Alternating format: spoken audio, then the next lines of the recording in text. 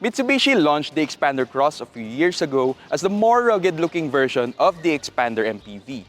But now that its competitors have all new models, does this updated version still have what it takes to be competitive? Let's find out.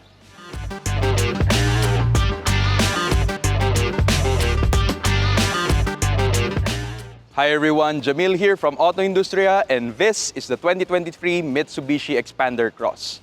And as I've said earlier, this particular MPV has been updated for the 2023 model year. Unlike its other competitors, the BRV and the Veloz, which are all new models redesigned from the ground up. So what did Mitsubishi change for this updated version? Let's start with the design. I really like the way Mitsubishi treated the SUV styling for this updated model. When you compare it to the previous one, this one looks a lot better. And I think that's because Mitsubishi did a better job in integrating the SUV bits. Like for example, these over fenders, the cladding below, as well as the faux skid plates, which really reminds me a lot of those big SUVs with the steel bumpers or bull bars. It really adds up to the Xpander Cross's rugged look. And it's the same thing they did at the back. Another thing that's new for 2023 are these 17-inch wheels. They look a lot better than the previous one. And while they're about the same size and offset, the Xpander Cross has a better stance. And that's because these over fenders have been slimmed out. Especially if you look at the back, yeah, it looks a lot better. Now, let's move over to the cargo area.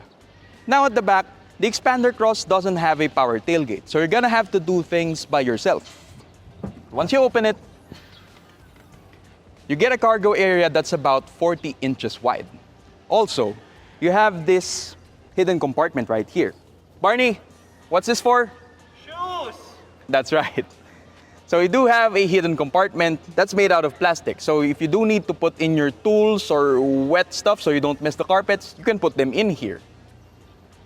Now, if you do need more space for cargo, you can pull on these tabs, which is very easy to do. And you get 41 inches of length from here to the back of the second row seats. Now, if you do need more space, you can fold the second row seats and you get 66 inches of length.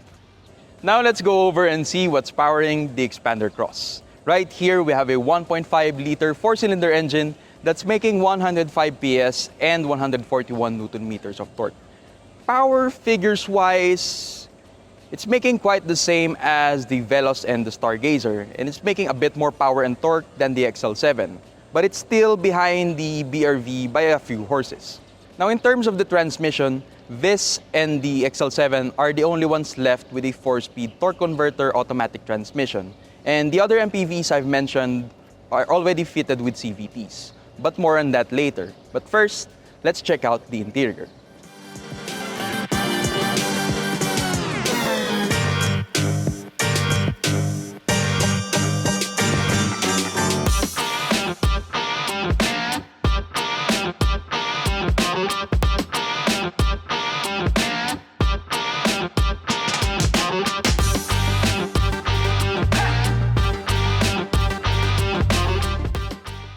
Together with the refreshed Xpander, the Xpander Cross likewise gets the new dashboard design, which to me looks a lot more upscale.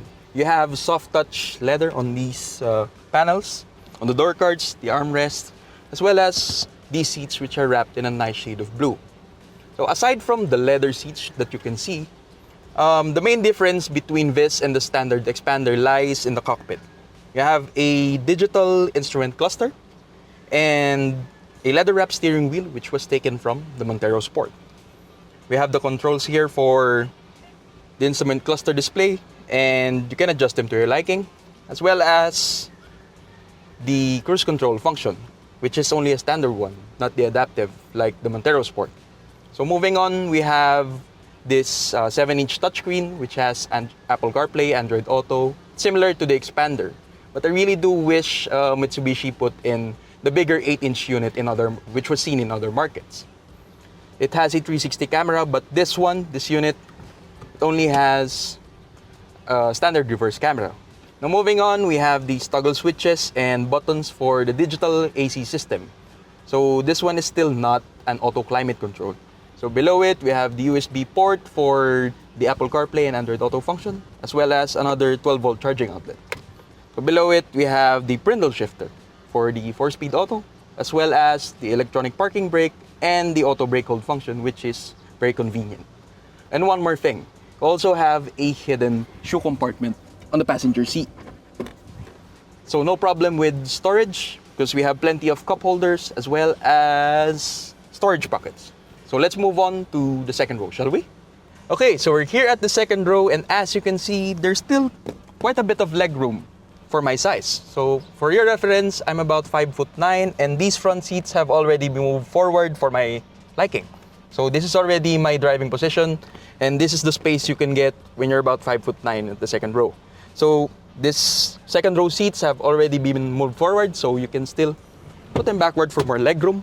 And together with the recline function, this one also folds and tumbles so that the third row passengers can have an easier time going in and out. Now in the middle, we have this Type-C USB charging port, as well as a Type-A charging port, as well as a small pocket here where you can place your phones while charging. So in the middle, you can fold these down and you get another pair of cup holders. Now up top, we have this aircon blower. So that's pretty standard stuff for MPVs. Now let's move on to the third row. Now here at the third row is where things start to get a little more cramped for people my size. You see, I already have these seats reclined, so we still have a bit more knee room. But then again, the seating position itself, well, I imagine it's best reserved for shorter trips. So we still have good headroom, still have good elbow room for two, and you have cup holders, storage pockets, as well as a 12-volt power outlet here on the right. But that's about it here at the third row, so let's go back in front and see how the Xpander Cross performs on the road.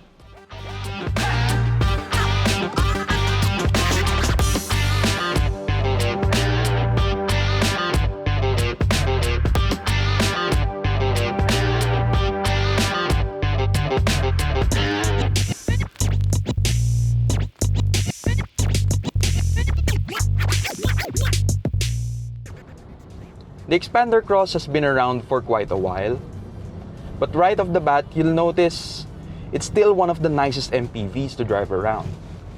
You see, you already have the all-new BRV, the Stargazer, and the Veloz.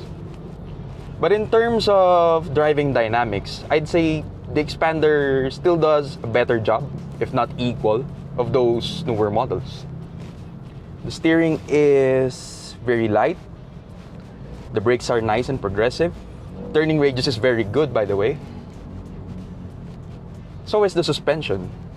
Also, you'll notice the NVH is still very good for this segment, because there's not much outside noises permeating inside the cabin. And that says a lot on how Mitsubishi engineers their vehicles. You see it with the Montero Sport, the Strada, and even the older Adventure AUV. You know, those models all had long model runs, and Mitsubishi kept on selling them because they nailed the driving dynamics part.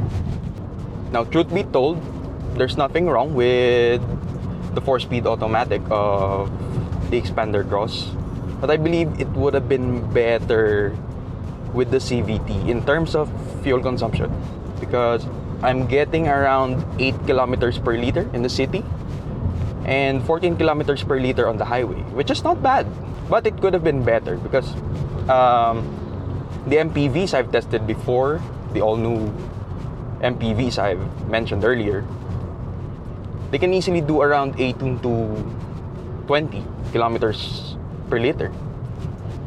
And it's because their CVTs do a better job of lowering the RPMs on cruising speeds than the Xpander Cross's 4-speed automatic. So it means when you have lower revs, that means you're burning less fuel. 14 and 18 kilometers is quite a big difference in terms of fuel efficiency, especially if you're gonna be taking this Xpander Cross to a lot of road trips, especially this summer. So yeah, I believe that's the lone chink in the Xpander Cross's armor, if you may.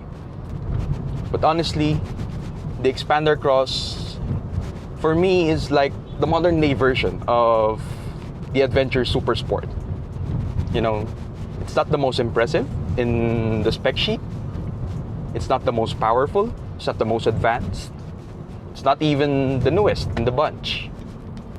But in terms of being an MPV, in terms of space, comfort, versatility, practicality, well, the Xpander Cross simply delivers. So I believe, like the Adventure, the Xpander Cross could be serving Filipino families for a long, long time.